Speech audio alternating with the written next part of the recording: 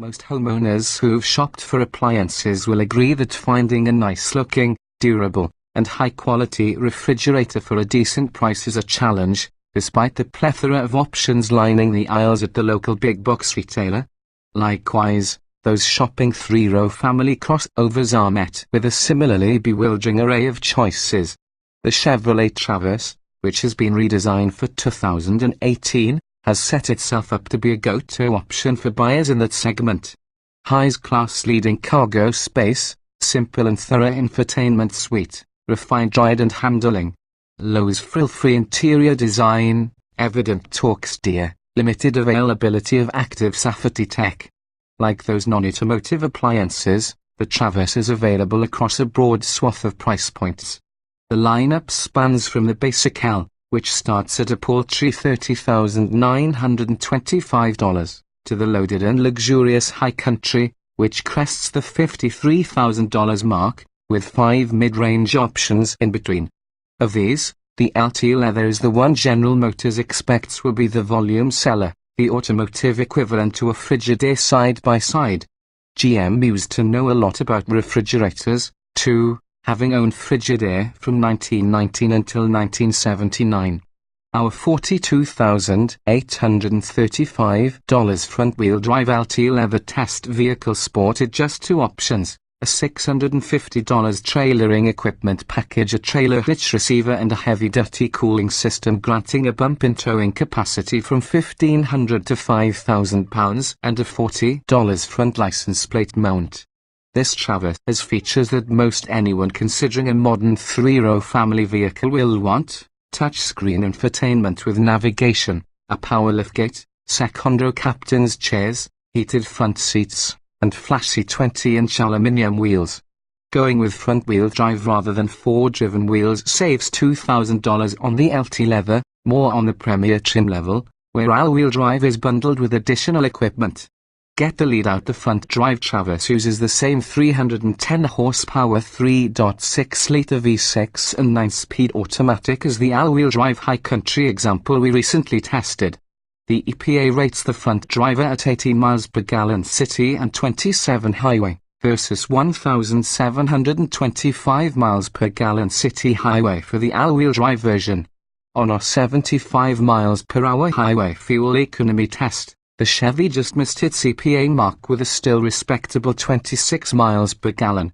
The 3.6-litre V6 pulls strongly, and the low-end power is handy around town.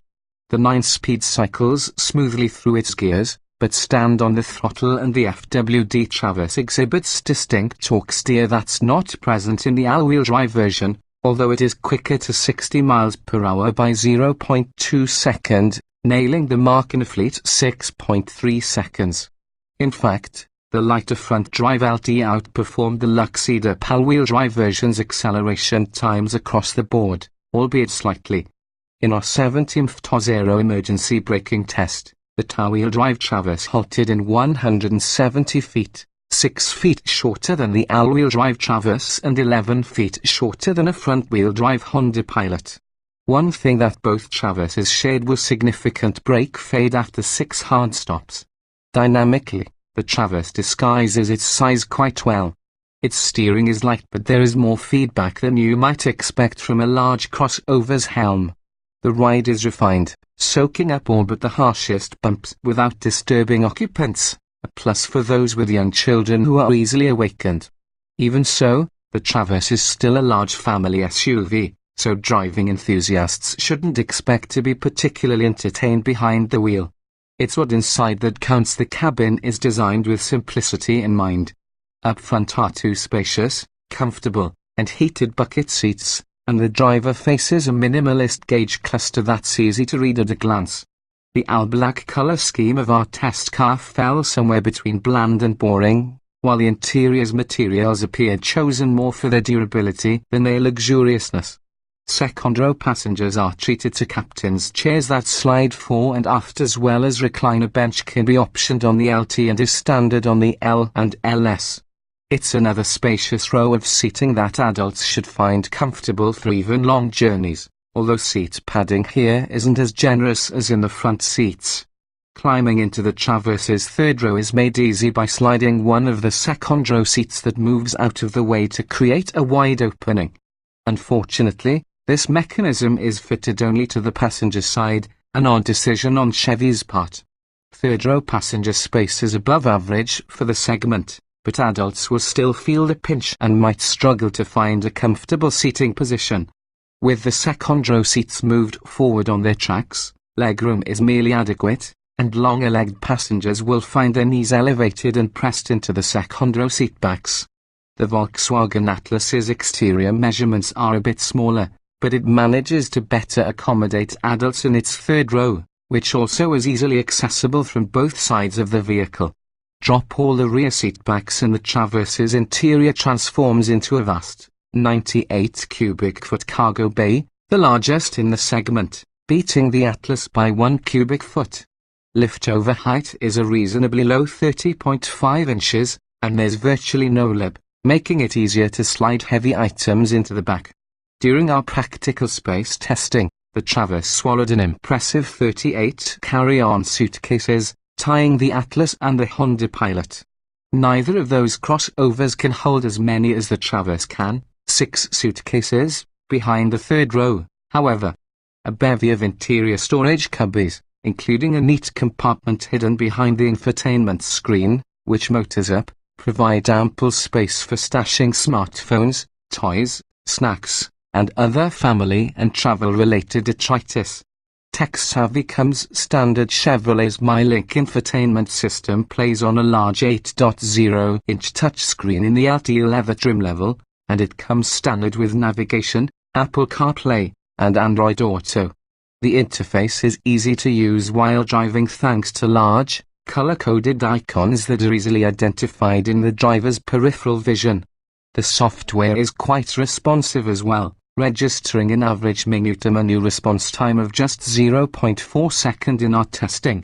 Also impressive are the Traverse's standard 7 USB ports strategically placed throughout the cabin and an onboard Wi-Fi hotspot. Everyone's mobile device can remain powered, connected, and pacifying.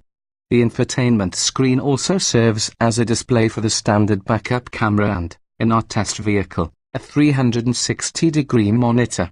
The image quality is surprisingly grainy and lowers, which is a disappointment considering the rest of the Traverse's suite of technology is near the top of the class.